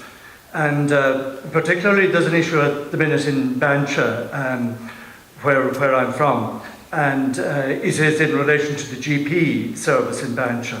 Now, while this is a Bancha issue, for me, if you like, in one way, it's symptomatic of things that are happening throughout the country. And I know Clare, there's a candidate, a doctor, has put himself up for election in Clare in relation to the GP situation. Right. That's because the rural GP allowance scheme is no longer available for places like Bancha, though they come back and offer half the amount. Yes. That's the issue. Really, is the rural practice allowance. You know, all GPs, nobody will apply for the post. You know, there was an application for the Bancha situation. I think one person applied. It's now been re-advertised, and it's the 22nd, I think, is the closing date for it. But you know, we had a briefing meeting yesterday in Bancha, and Dr. Underhill, who was a former GP in the parish, was making the case about that GPs will not even apply for the post if the rural practice allowance isn't included. They just can't. They can't afford to do that. This is something you're aware of, Alan Kelly. Do you want to take that up? I mean, we talk about primary care being vital to the success of a future health system. The most basic primary care is the GP care. It's not available to places like Bancha, and I know Capel White's and Féin and that sort of place as well. What are your thoughts on that? Yeah, this is a very real issue. I'm well aware of the situation in Bancha. I've been down there. The position has been advertised, as you're aware. Closing date is next week. A package has been put together by the HSE, and that package, obviously, we hope somebody will take it up. Dr. Benjamin is there in place, and the locum will stay in place until the position is filled, so that the people there will obviously have a service. I think the critical issue, and this is systematic, you know, is synonymous with it, in that in relation to health services, we have issues in health. There's no point in anyone sitting here and saying that we don't. Yeah, absolutely. I accept that. And we're now there is issues in relation to funding, and we always do with more funding, and you know, we are up at funding levels near where we were at the height of the boom. But it's not all about funding as well. There are issues specifically in relation to funding when it comes to rural Ireland. I accept that. And I accept the issues that have permeated as regards the rural practice allowance in relation to rural GPs. But I think that issue is being dealt with. But the real issue here is this, is that in order to ensure that we have services in rural Ireland, we need to look at things differently. We need to look at the rollout of community services. We obviously need far more nurses, far more doctors. We need to ensure that packages are put in place to maintain doctors in Ireland. Not enough doctors qualified in Ireland last year, for instance. We need to entice more people into the area. We need to bring in more doctors in particular. We need a rollout of community services across the country. People being treated in their own community across a whole range of disciplines. That is the way you ensure that there is viability of services in rural areas in particular. What does it also do? It also means that the acute services, which are overloaded, particularly in accident, emergency, etc., are freed up. So that the capital investment that has gone in, whether it's in the whole range of hospitals around this county or further afield, that they can be utilised in a better way. It's only collectively when that jigsaw comes together that we'll be able to see an improvement in we saw no sign of that jigsaw coming together in fairness. You know, I spoke to a guy called Tony Higgins from Cashel a couple of weeks ago. I don't know, did you hear it? He was one of 30 people on the trolley. It was so profound, the situation, that he, even though he was in with a possible heart attack, had to get off his trolley to help an old lady. Yeah, that's totally wrong. Completely unacceptable. Of course it is. I accept, look, I'm not denying there are issues in relation to the health service. I was saying it straight out. Now, may I say a couple of other things? There has been improvements in some areas in relation to dealing with chronic illnesses. And I do want to say, one thing, which I think is important that public representatives say. There are issues getting into the system, no doubt about it. There are issues in relation to joining up that jigsaw, which I just said about. But when you are in the system is actually quite good. I mean, obviously there are still issues, but the health professionals that are out there, and the health professionals that are listening to this, and we need more of them. We've committed that we need at least 5,500 new health professionals, and we need to get them quickly. That's what we have stated straight out. Attracting them is a huge issue. Once you are in the system, though, the service that is delivered in fairness by the HSE and by others is a very good start. I wonder, the people who had the bowel testing in Wexford General, I wonder would they agree with you on that? Can I go to you on this, Siobhán Ambrose? I mean, less than illustrious. It started off as less than illustrious Ireland. was the Fianna Fáil health policies over the years as well. So I'm interested in what you're going to say to Martin's question. Well, I suppose Martin's question was twofold. One was in relation with respect to the doctor situation in Bancha. The other pertained to rural Ireland overall. Now, I'll deal with both separately, if you don't mind. First of all, in relation to the doctor in Bancha, I was over that way, Kilmyler, and there's huge concern there because at the moment there's a big difficulty with locums, because even if you're getting bloods done or that, somebody's gone today, it's somebody new, and it is causing a difficulty. So hopefully that situation will be sorted once the position is taken up. It's going to be advertised, as being said last week. Just in relation to rural Ireland, I suppose Fianna Fáil have said that they will appoint a specific senior rural minister, which I think is well overdue, because there are massive problems. I mean, I'm travelling the length and breadth, obviously, of the county. Look at the roads infrastructure, 52% of a cut since 2012. Never mind losing your tyre in some of the roads around the Feather electoral area, Tipperary electoral area, and many others. Right. You'd nearly lose your car. Just be specific for me. I mean, if you take where the GP situation is concerned, what is it that Fianna Fáil would do to make sure that stuff like that doesn't happen? Well, I suppose that's what the senior minister will do. They will look at the whole rural structure as one, Fran. Like we're talking about, it's the doctor, it's the post office. Obviously, Joan Burton has said she's trying to get people now with respect to social welfare. The post offices are closed, Siobhán. No, but I'm saying the ones that are existing. What Minister Burton is trying to do is get people to sign up via bank transfer to get their social welfare payments rather than going to their local post office. We also need to look at issues like their sewages in rural Ireland, childcare providers, community childcare operators. They're struggling at the moment. Again, yesterday I got on the door about the schools pupil-teacher ratio in small rural schools. Okay. So I think what's badly needed is a rural minister Michael to look Lowry, at all this as wanted one to get in on in this terms as well. of funding. Michael? Yeah. Fran, I would say that this is the biggest issue in this general election, and I want to say that I think the management of our health services is the biggest failure of this government. It's an abject failure. I've never seen our health services to be so poorly run. It's chaotic. There's chaos everywhere, and you can take it for you talk about GPs. Fine Gael and this government are talking about extending medical cards to under 6s, over 70s, and then the general population. The problem at the moment with Bancha and the problem with all of the rural practices is that we do not have the GPs to take up the position. We're training 148 GPs, approximately 160 retired last year, far more of them going to retire in the years to come. We're doing nothing about incentivizing GP training. Secondly, we have a problem with our acute beds. Take for instance in Clonmel. There's chaos down there at the accident and emergency every day. We have approximately, on average, 35 people on trolleys, some of them elderly people. So what we need in places like Clonmel is an urgent financial package is needed for South Tipperary General Hospital. We need more beds, nurses and healthcare workers, and people need to realise who are running the system that healthcare is a labour intensive sector. But it needs human resources. If they don't want to work in that system, how can you attract them? The system, first of all, you need a system that's properly managed. So even we have a shortage of acute beds.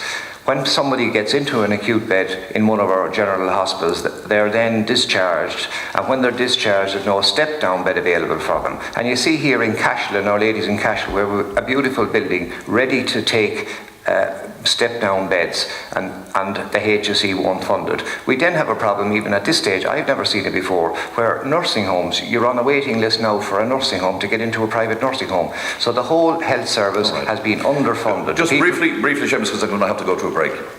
Well, look, this is a huge area, and it can't be dealt with briefly, unfortunately, because the whole question of health goes right to the nature of the society we want to live in, and the whole question of rural Ireland as against centralisation. Those questions go really directly to the kind of society we need. Now, if you take 12 million out of a hospital budget, over 100 staff out of that budget over a period, then that is a recipe for chaos. Like yourself, you spoke to Tony Higgins. I met him on the trolley in the hospital on the Monday night. 31 patients on trolleys, many of them in the public area of the hospital, public thoroughfare.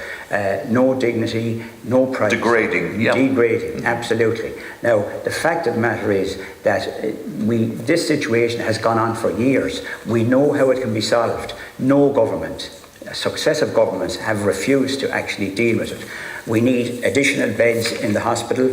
We need additional step-down beds, at least 12, which we were promised 18 months ago by this government. They haven't arrived. We need community intervention teams. A half-baked system has arrived. We need 2 million home help hours put back into the system, which was taken out of the system by this government, and we need additional staff in our emergency departments. Now, if you it's a hell of a wish list, Séamus. Well, the fact of the matter, Fran, is this, that there is money out there to do this. In the last 2 budgets, for instance, very wealthy people in this country, people earning over €186,000 a year, got €205 million back from these 2 last budgets. Now we have 29 A&E departments around the country. That would be on average $6.5 million per A&E department. And I can tell you, if that money was put into the A&E departments, it would solve an awful lot of the problems that we have there. Before I go to the break, Martin, do you want to respond to that? I do, and I don't think the question has been answered really in relation to the GP situation in Bancha particularly. I don't want to go on about Bancha, but it's symptomatic of the whole country. It's Bancha today, it'll be Dundrum or whatever tomorrow. The rural practice allowance, as it stands, the HSE met with a delegation from Bancha and offered the rural practice allowance at 8,000. Now, there is no doctor, and this is quite correct, as confirmed just yesterday to me by the delegation that went. That's what the offer was on the table. There is no doctor will apply for the rural practice allowance while with 8,000 being offered. Right. You know, it's just not going to happen. It's not going to happen. Right. And then you see, you know, you wonder, is there another agenda going? You know.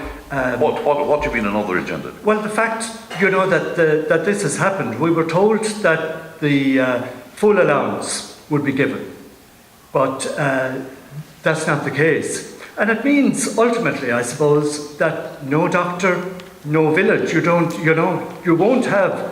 And you've already lost your post office. Yes, we already lost, and that niggles with me all the time because it should never have happened. All right, Martin, there I must leave that. We need to take a break and we'll be back and we'll have more general questions for our panel after these. Johnny McAvoy in concert at the Abbey Court Hotel Nina on Monday, February 22nd. Hear all his classic songs in a wonderful evening of nostalgia. Tickets from €27.50 on sale at the hotel reception. Telephone 067 41111. That's Johnny McAvoy at the Abbey Court Hotel Nina, Monday, February 22nd. An injury to top racehorse Féin this week has caused chaos in the betting world. In the Irish Field this weekend, we bring you the latest Cheltenham news and we reveal plans for some top Irish horses, whose care and animal health are covered in our horse management pages, and we talk to Irish show jumping manager Robert Splain about the difficult decision he has to make in choosing what riders go to the Rio Olympics this summer. If horses are part of your life, make the Irish Field part of your week. When it comes to choosing the right farm machinery to suit your needs, choose wisely. Choose Hayes Agri. Main dealers for Séamie tractors, major slurry and grass equipment, and Crone mowers, balers, tedders and rakes, as well as the Blaney forager and bale shredders. At Hayes Agri, you can be assured of guaranteed top quality brands to get maximum efficiency from your farm machinery. Call Hayes Agri on 0504 422 59 or visit hayesagri.com. Hogan's Toys and Nursery, Parnell Street, Clonmel, are having a massive half-price sale on all toys and bikes. Yes, all toys and bikes, half price for 1 week only. Hurry to Hogan's Toys and Nursery, Parnell Street, Clonmel. Be the envy of your friends and give your home the makeover that it deserves with a loan from your local credit union. New kitchen, bathroom, suite of furniture or cozy installation. Whatever your reason for a home improvement loan, at your local credit union, they look at things differently. Contact your local credit union in Borrisokane, Nina, Rosscray, Templemore or Thurles.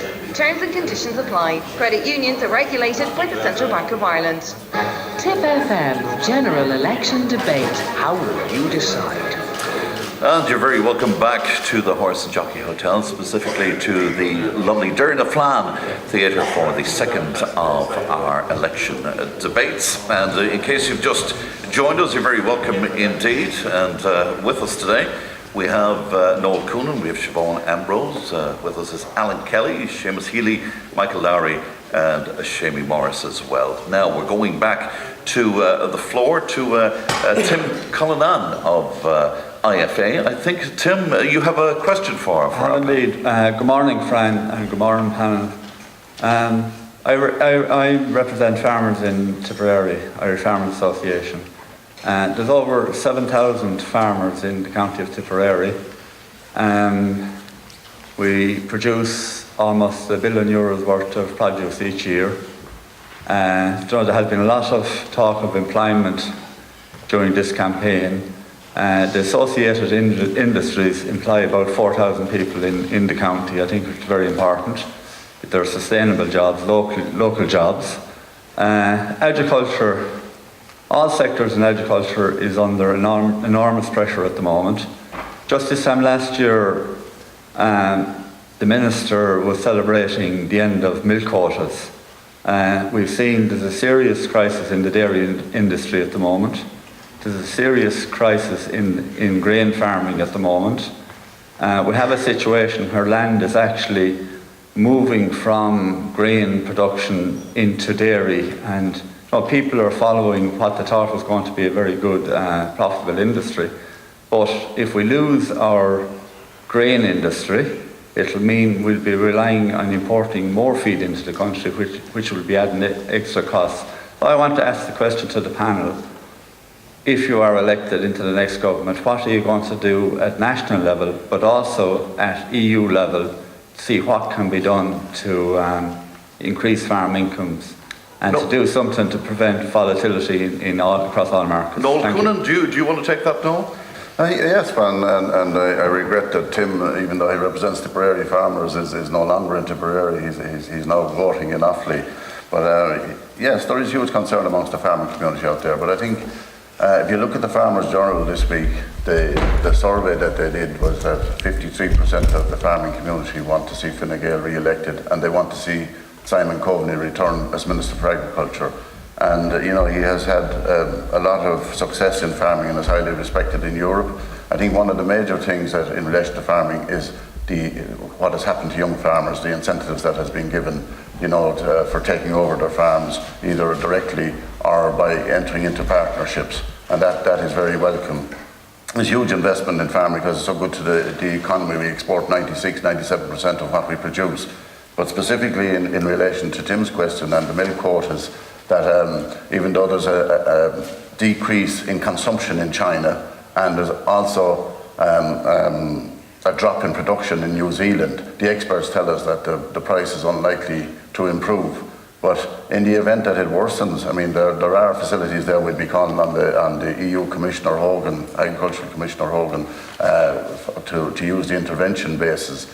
And while the ICMSA say that it should be triggered at 27-28 cents per litre, at the moment it's down at 22-23 cents. But I think somewhere in between that if it continues to worsen, we will be lobbying for that to happen, because I think it's so important. We spoke about rural Ireland recently, but on the other hand, if you look at what is happening in farming and what is happening with the development in milk, in the building of new parlours, new entrants coming into it.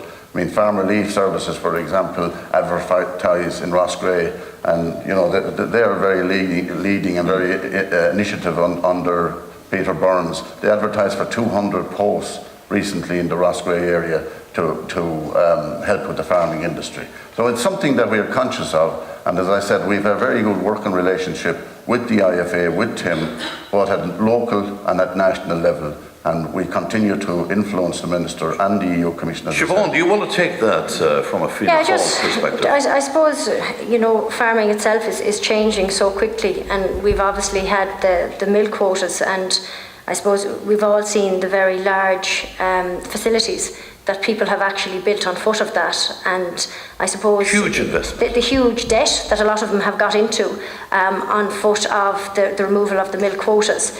And I suppose That is a big concern. I would be a bit concerned about that because, as you know, the prices have fallen. They say next year the prices can improve, but that's, I think, poor solace to people who have spent thousands on an extra big facility in light of the removal of the quotas. So I think rather than kind of kick it down the road, I think with respect to the EU Commissioner and that discussions should be had now at this stage, that in the event that the prices don't improve, is there a guarantee that there's going to be support for the farmers who have gone into huge debt with respect to these big facilities?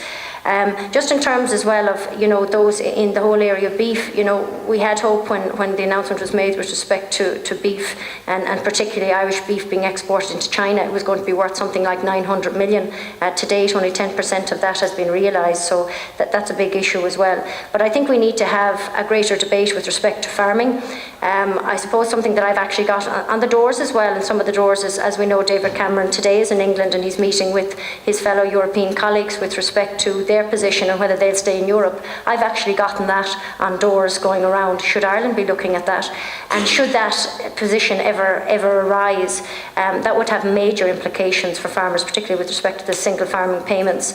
So there's a lot of issues to do with farming that rather than kick it down the road and say, well, if it happens, we'll go to the EU Commissioner, I actually think those discussions should be had now, sooner rather than later, particularly Michael Lowry, in terms of the milk quota. before we go back to Tim. Yeah, agriculture in Tipperary, the statistics show that it supports over 4,000 jobs.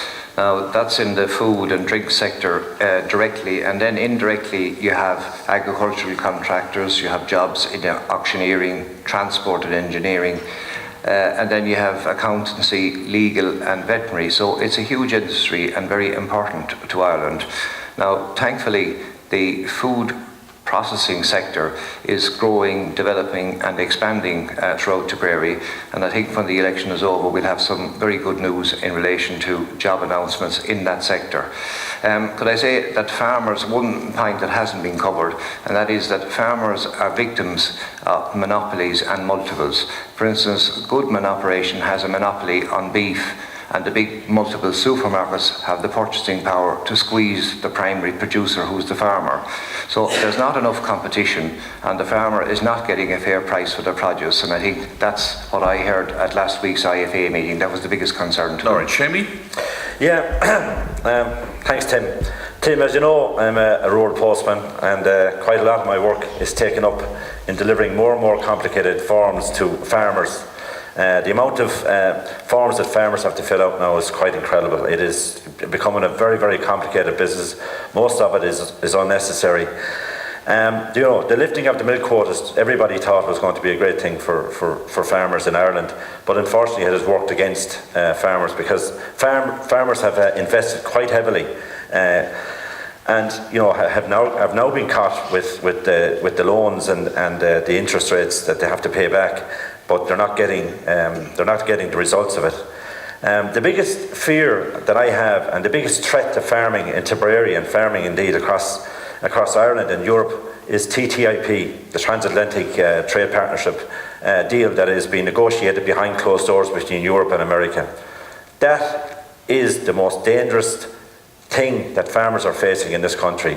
And me and my Sinn Féin colleagues went around Tipperary to the marts to explain the TTIP to farmers and the threat that it is to them. And you know what? Most of them didn't know. Most of them didn't know that this deal is being done behind people's backs in Europe, and that's the type of Europe that we see now, where big businesses, Brazilian beef, cheap beef and cheap milk can be flooded into Europe behind farmers' backs. That's the biggest threat to farmers in this country. All right, Alan Kelly. Yeah, just very briefly, Fran, Tim is right. We talked earlier on about rural Ireland fairness. Martin, I didn't get a chance to answer your question fully, Martin. I've a lot to say on interventions in rural towns and villages when you get back to it. But I can't underestimate how important agriculture is to this county. I come originally from a dairy farm myself. I know the contribution it makes to local villages and towns. And farming has changed substantially, and it does pose challenges, and it's fair to say it poses challenges all over in all aspects. In relation to milk, I mean, obviously the opening up of quotas, some saw it as a bit of a panacea. It isn't. The volatility is there, and market interventions from at European level are going to have to try and help that.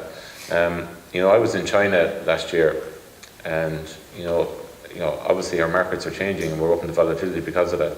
When I was in China, milk powder from Ireland is one of the most valuable things you'll find in China. It's incredible how popular it is because of the quality of it.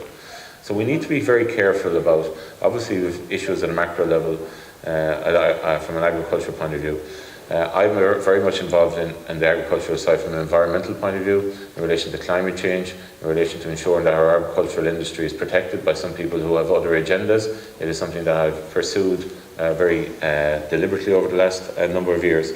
But there are some very good things, Fran, which you need to talk about. In the agri-food business here in Tipperary, there is huge potential for jobs, and I know there's going to be jobs announced in the coming period of time. We also need to acknowledge the work of Tipperary food producers. The likes of Pat Whelan and all his colleagues, they do incredible work across Tipperary, promote all the various different locally sourced, locally created foodstuffs in this county. And collectively, all of those and all the work that they're doing, creating that brand and employing people locally, has a huge impact across rural Tipperary, and that needs to be fostered and grow as part of it. For instance, there's a lot of aggregation there with tourism, which will help as well into the future. All right, Tim, can I just go back to you briefly? Do you want to comment on that response from the candidates? Thanks, Fran. I think one comment there was from Deputy Lowry on retailers. And look, retailers hold the balance of power, not just here in Ireland, but right across Europe. And I think, look, we have to have legislation to protect farmers from retailers selling farm produce below the cost of production. I think that's one key message that I would like to get across here.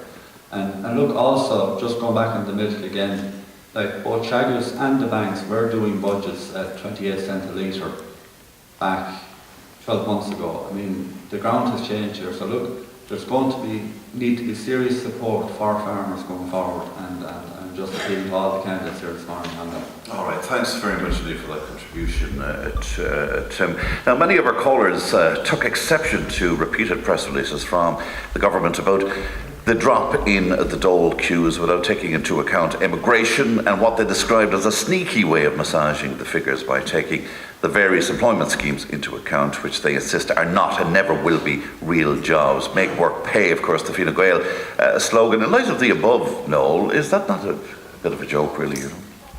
Statistics Office, and if you're accusing them or the listeners accusing them of massaging the figures, I mean, that's a very serious accusation. The immigration is taken into account. And in County Tipperary, there were, in 2011, when we came into power, there were 16,786 people unemployed. At the end of 2015, that figure was down to 12,855, which is about a 28% decrease in employment or unemployment. So, I mean, there has been a sustained effort to create jobs by this government, and it has proven successful because that's one of our primary ways of introducing revenue to the government coffers. Now, if you're telling me that the 200 jobs that were advertised by Farm Relief Services are not real jobs, I don't know what is. If you were telling me about the 150 people who have been employed in the Garda College Templemore because of the reopening, right, but you take my point, don't you know? The various employment schemes out there, Job Bridge and that kind of, should that be included in those figures, do you think? Well, the Job Bridge scheme has proven very successful to people who got no, well, just let me finish. Who got reasonable opportunities or were sent to companies to work. And a lot of them, over 60% of those, continue to be employed, if not by that company, by another firm. So it proved two-thirds successful, and they are real jobs. They're not imaginary jobs. But until they become a real job, should they be counted? Do you think it's fair to count them? But they are now in real employment, and those are the ones that are counted, because the Central Statistics Office will give you the figures for those who are in those jobs that you don't consider real, those who are in JobPat, those who are employed otherwise. Well, it's our listeners onto us here saying that these are not real jobs, these schemes are not real jobs, and they shouldn't be counted. Do you want to take that, Siobhán Ambrose? How do you feel about that? I actually, I'm getting that in the doors as well, that they are being kind of blinkered with respect to that. There's an awful lot of young people. Youth unemployment is actually huge. I mean, I said at the outset, the second highest unemployment in Ireland is in South Tipperary, which is, a very frightening statistic. But I think what hasn't been, I suppose, factored in is youth unemployment, and that a lot of these schemes, those figures are being massaged because you can't see the full picture because these schemes are being included in it. But I suppose in terms of, attracting jobs, we also have to look at the role of, infrastructure as well. The N24 hasn't been completed here. When Fianna Fáil were in government, we introduced 2 motorways into Tipperary. We have to look at broadband. Everywhere I go rurally, it's so bad. In many cases, a road of maybe 20 houses could be on 1 megabyte. Mobile coverage isn't good. So there's a lot that can be done as well to help create an environment for investment. And can I also say a big thing is we cannot forget, the biggest employers in the country are the retailers, the sole traders, and the PRSI, allowing them to access PRSI would be huge, because nobody wants to give up a safe job either to go out and set up their own business. We also can't forget, of course, Siobhán, that where the unemployment is concerned, it was largely due to the Fianna Fáil government that brought us to our knees. Well, there were bad decisions made. I'd be the first one to say that, Fran. But I think in the interest of fairness, you must also look at the fact that, the recession, it was a worldwide recession. Fianna Fáil weren't in government in Italy, in Spain, in America, in other countries that suffered similarly to us with respect to the financial situation. But I suppose in terms of, the interest of fairness, if you're going to look at the negative, you must look at the positive. Here in, for example, Tipperary, Fianna Fáil invested 30 million, South Tip General 21 and Nina General, over 100 million has gone in, like 363 million in road infrastructure. You're looking at over 100 million in school building project investment and 23 million in sports capital grants. I could go on and on. So, like when Fianna Fáil were in government, when they had money, they did spend it. And close their rural police stations, of course. Well, some of the rural stations were closed. I do admit that, but there was an awful lot of positives, Fran. I think that's important you to want highlight. To come in there? Yeah. I beg your pardon, Séamus Healy. I knew you weren't looking at me. I beg your pardon. Séamus. Yeah, well, look, the fact of the matter, when you look at the statistics, are very simple. Tipperary has not been getting its fair share of job creation over the last number of years. The vast majority of jobs have been created in Dublin, in the East Coast, Cork, Limerick and Galway. And, the fact that we've had nearly 500,000 emigrate, is a factor in the low numbers. The fact that there are 84,000 people on schemes, again, affects those numbers. In Tipperary, in the last 3 years, we've lost 321 IDA jobs. And worse still, the decisions made by this government have compounded the problem, because the regional jobs plans that this government has announced in relation to Tipperary has disadvantaged every Tipperary town. They've announced regional job plans and indicated support for 9 towns around the country for IDA advanced factories and IDA offices. Not a single one of those towns is in County Tipperary, and I think the Minister and the government should rectify that immediately. There have been job announcements in recent times, and I welcome those, and if I'm re-elected I will continue the pressure to ensure that those jobs are delivered, because there were announcements in the past that weren't delivered. But certainly County Tipperary has not got its fair share of job creation, and my job and the job of anybody who is elected in the coming election is to keep the pressure on to ensure that we get a fair crack at the whip in relation to job creation. Alan Kelly, we've heard those announcements about Dina and Thurles, but what about the black spots? What about Tiptown? What about Rossgrave? What about Carrick-on-Shore? Okay, Fran, let's deal with a few facts. For starters, what this economy needed, and particularly around rural Ireland, is diversification away from just the construction industry. The construction industry obviously was the bubble that burst this country, and now we need obviously more construction jobs for obvious reasons into the future. So we have diversification into high-end jobs, whether it's in pharmaceuticals, whether it's in IT, whether it's in medical devices, or the whole area of specialised food, which I just spoke about. Now, some facts. Look at the amount of jobs that have been created. Actual jobs that have been created, 145,000 more people, right? That is fact. You can't dispute those figures. They're put out there. They're independently analysed, as my colleague said, by the CSO as well. You look at the IDA. The IDA, the number of visits to this county in the last year has increased absolutely dramatically. It has increased dramatically for a reason. I've put pressure on the IDA, incredible pressure, to ensure that, for instance, they delivered First Data with me and Amneal in Cashel and First Data in Nina. But also, look at, Séamus has made a point in relation to advanced factories. We have advanced factories in Tipperary. We have empty factories in Tipperary. I took the initiative of getting 10 business people together in Tipperary, across the whole length of breadth, called it Invest Tipperary. It was launched a number of months ago under the chairmanship of Liam Sheedy. We set off with 8 sites. We've already filled one of them, right? It is in Nina. We now need to ensure the others are filled, and we've 4 reserves as well. Now, when we talk about, and let me just say this out straight, a number of the issues we've raised in relation to towns, town centres, and other issues across towns, we say, whether it's Tiptown, Carrick-on-Shore, Rossbury, or anywhere else. One of the best things you could do for a town is get an anchor tenant in that town, a large investment in that town, a large industry in that town, as has been announced in relation to the range of projects that I have just said. And that is my ultimate number one priority facing the electorate. My number one priority is to continue getting large-scale investments into this county, as I've delivered over the last 6 months. And one last thing, just Fran, in relation to this. I mean, you know, we talk about enterprise and local enterprise. I visited a company called Campion Pumps in Gortnahoe there last week. An incredible company who are going to hopefully double their workforce in the coming years. Why? Because they've become specialists in what they do in relation to waste and water. Right? Because of the investment that's been put in at a national level by this government and this country. And they are experts in what they do. They had the enterprise to go out there and specialise in what they do. And it's companies like that, it's like RQS, who've just announced another 50 jobs in Thurles. It's like Technopack and Ballina, who are specialists in what they do. It is companies like that, as well as the inward investment of the First Datas and Amlias. Collectively, that's how we'll help the likes of Tipperary Town carry. But we need all the stuff around it, and I'm thinking about, I mean, 2 years ago you announced that jobs coming to Tipperary Town. They ended up going to Limerick because the broadband in Tipperary Town was let me just address this. Broadband is an absolute critical issue. First Data are coming to Nina. There are issues in broadband in North Tipperary. First Data are a company that deals in payments, credit card payments, online payments, everything. Right?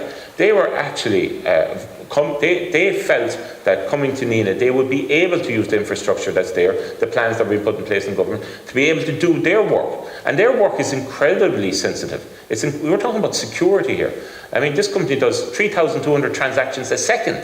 Right? And yet they've picked Nina, of all places, Nina, which the CEO admitted live on your show, or not live but in a recorded interview on your show, he never heard of until I introduced him to where Nina was. Right? But they've chosen Nina. There are issues in broadband, but there is the National Broadband Plan, which is in place, which is between commercial broadband and between the tender that has been put out by Alex White in relation to ensuring that we can get fibre and or wireless across all rural areas across this country. Finally, there is one massive plan to get broadband across this country and across this county. Let me go to Séamie on this. Séamie Morris, you want to get in on that? Yeah, I think we started off, Fran, with a discussion about JobBridge and the quality of jobs that are out there. And well, we were just making the point, listeners anxious to make the point that some of the figures seem as if they're massaged because of some of these jobs. Well, okay, I'll start off with a quote, and this is the mantra from this government. Blessed are the young, for they shall inherit the national debt. That's why 300,000 people of our brightest and best young people have left this country, because they woke up one morning and they ended up with a huge debt on their shoulders put on them by this government. We are depending on our young people to pay the pensions of our elderly in years to come. We have a massive growing elderly in this county. I have been around practically every part of Tipperary, and the biggest thing on the doors is jobs. The fact that there are no proper jobs out there for people. I have had people on to me where their children were forced onto JobBridge schemes. In fact, it's not a JobBridge, it's a scam bridge, because at the end of the day there was no job at the end of the 9 months. They had to go. They were forced to work for employers who abused them, who used them as cheap labour. That's the type of thing that Labour have brought, the Labour Party have brought to the people of Tipperary, and they should be ashamed of themselves. Michael Lowry. Yeah, I think that the figures given by the government do not reflect the accurate situation. Every one of us here know that we have so many talented, capable, bright young people who have been forced to emigrate in the region of 250,000. Now, we have JobBridge schemes, we have employment incentive schemes, and they are effectively not permanent jobs. They're a temporary solution, but they're factored in as jobs created. If you took away the temporary solutions from the 145,000 that they say they have created, it would be very low. and you then take the people who are on zero contract hours. So there's a huge issue there. I believe that the figures being presented by the government are not presented in a factual way, and I don't think they accurately reflect it. Now, could I just say, Alan has had 5 minutes there in relation to job announcements. He's made a plethora of job announcements over the last couple of months, and it's amazing that they just coincided with the general election, because I stood in the last general election as well, of course. And in 2010, in February 2010, Alan Kelly, who was then standing in that general election, announced the very same thing, Invest North Tipperary Partnership, and I have his statement here in front of me. And he was saying how magic it was and how brilliant it was that he and his partners in this equity fund were going to provide 1 million for new entrepreneurs and for new businesses. Well, now we're 5 years later, not €1 out of that 1 million was spent. It was supposed to be earmarked for North Tipperary. Nobody benefited from it. A month later, he announces 200 jobs, and I read from his script here at Lisbonny Industrial Estate. I am delighted to have attracted a company of this quality to Nina, and we get the same jingle as we're after getting here now today. They are creating the type of jobs we need, high value, export-led jobs, which will boost the entire economy. None of those 200 jobs ever appeared. Now, I'm also there looking at this Silver Mines project, which he's made a lot of, and talking about 300 and 400 jobs. The Silver Mine project is in its infancy, and I wish it well, and I hope it comes to fruition. But there's no feasibility study done, there's no environmental impact study done, there's no design done, there's no planning permission for it, and it would take a minimum of 6 or 7 years. So how can you include those as actual jobs? I think what we need to concentrate and focus on the jobs that we have, for instance, as in Gleason's. I followed the Gleason's CNC issue for 2 years, raised it in the law with Richard Bruton on several occasions, and told him of the dangers to the employment in Gleason's. The government didn't intervene, and we've lost those jobs. All right, so let me go to Alan Kelly on that. What about those charges, Alan? I find them absolutely incredible, but then again, not surprising from the type of person who said them. We're sitting here in the Horse Jockey. The Horse Jockey, where there was a big fanfare made about a certain casino announced by the person who just spoke before me. Where is it? Where is it? Well, hold on a second. Michael, you had your opportunity to speak. A big fanfare in relation to the casino it's actually longer, is it? 6 years ago, I can't remember. But it's not here. I went around, I looked around here as I was driving here this morning, and obviously it's not here. So it's absolutely incredible coming from Michael Lowry, the statement that he has just made. If he had actually went and spoken to the people behind some of those projects, I doubt he'd be saying what he's saying, trying to score political points for the reasons he obviously always does. Let me just go through some of those. First Start made an announcement to the stock exchange. They were a publicly listed company that employed tens of thousands of people. They made the announcement, by the way. I worked with them, but I didn't make the announcement. The Silver Mines Hydro project is a project that the people who were behind it have been working on for many, many years.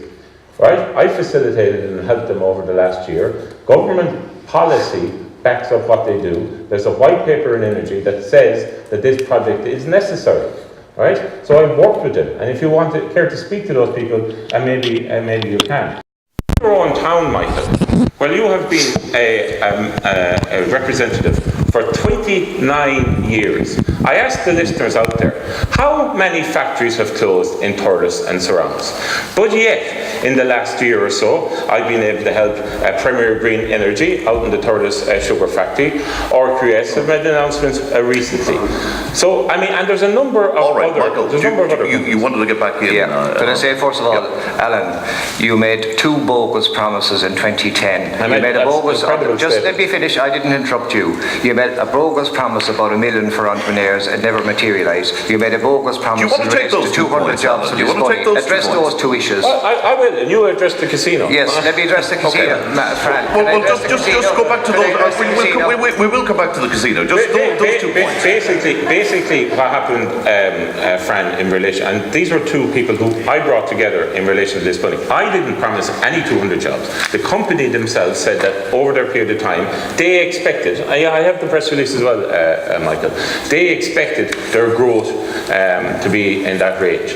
They themselves ran into issues, which obviously I had no control over in relation to that. Some of the work, by the way, is still ongoing. That company is still there. Some of the work is still ongoing in relation to that. Okay, will you talk a bit about the casino? Yes, could I say about the casino? The casino and the project here in Two Marlboroughs. The first thing I want to say to you, Fran, it is very much alive. The casino element of it is not involved. And the reason that project, which would have created 2,000 jobs, which had gone through planning, which had all its business plans in place, which had full approval of An Bord Pleanála, who had a Middle Eastern investor who wanted to get involved. Why did the project not go involved? Because Alan Kelly's Labour pulled the plug. Rubbish. Alan Kelly's Labour pulled the plug. The government pulled the plug. Alan Shatter moved in and wouldn't give us a licence for the casino. Now the good news, Fran, and I'm sure Minister Kelly would be aware of this actually, because he has been making inquiries to see where else he can make an announcement. The good news is that progress has been made. We've got to a stage where we have a new investor. Contracts are ready to be exchanged, and I see a very bright future. And a time scale on that? The time scale on that could have been last week, but we've decided. And this is coming from the same man who says announcements before elections always happen. I haven't made any announcement. Yeah, well, you just have to do it. I have actually deliberately not announced anything, because I believe that the people who are responsible for Noel Coonan, you want to get in on this? I do. The many business people who are creating 1, 2, 3, 4 what is doing in the service? and 10 jobs. This wrangle that's going on between Deputy Lowry and Minister Kelly, I think we should bear in mind, companies like Rosdara and Roscrea who have created employment, Joe Valley here in Thurles. The Hauliers Association who are crying out for workers since the government reformed the tax system for hauliers, and they transport the meat and the goods out of the country, which is so vital to the economy. But above all, to the people who are keeping this country going. They're the small employers, the people who create the 1, 2 and 3 jobs, and who have been at the pin of their collar over the years. But they are positive and they are investing. We must begin to wrap up. Séamie, just quickly, you wanted to add to this? Yeah, I think the last exchange there sums up Alan Kelly perfectly. He likes to claim everything and take responsibility for nothing when his claims don't come true. All right, Séamus, just a final word. One issue in relation to job creation and the maintenance of jobs. Really quickly, Séamus. Really quickly, and it's the whole question of interest rates on small businesses. Banks are charging double the European average to small businesses by way of interest rates. That's a very serious burden on small businesses, and they would be, the government would be better to instruct the banks to decrease the interest rates to European levels, and also, for instance, to instruct the banks that they own, Allied Irish banks and permanent TSB banks, to stop the evictions of Tipperary families, which they are doing. Very briefly, Siobhán, because I must wrap. Just very briefly before we wrap up, we discussed jobs, we discussed obviously the trolley situation, South of General, the lack of touchdown beds. But one area we haven't discussed is crime, and crime is massive on the doors. There's so many people afraid to open their doors at night, afraid to leave their homes. Absolutely. And that issue has been resonated by virtue of the fact we've had so many public meetings. But Fianna Fáil have said they will increase the Garda numbers by 15,000. There will be mandatory sentences for burglaries, and they'll also put CCTV cameras on the motorways. Just before we go, because a lot of people want to know, we're going to run right across the line with the repeal of the 8th Amendment. We simply want a yes or a no. Noel, can I go to you first? Well, if you mean am I in favour of abortion, absolutely no. Siobhán? No. Yes, under certain circumstances. All right, Séamus? Yes, I proposed in the Protection of Life bill that the question of fetal abnormality has to be addressed, and I've told that there would have to be a constitutional amendment for that, so I support that. Yes. Michael? No, unless there's an acceptable option put to the public. Séamie? I'm in favour of the people of Ireland getting their chance to have a say in it in a referendum. All right, that brings our debate to an end. My thanks to all the candidates. Thank you for joining us here today in the Horse and Jockey. Thanks to Trudy Waters, who produced, to our sound team, to Pat Brennan and to Keith, and to Anne-Marie and to Fiona and all the rest of the team. Dan was back at base, and we've got the classic Catherine on the way. So bye-bye.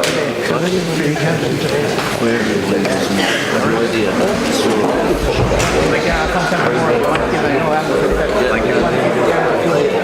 Wait for a call now. I get it fixed. Troubleshoot. Yeah, it's hard to stop. Oh, I know, yeah. It's gone now.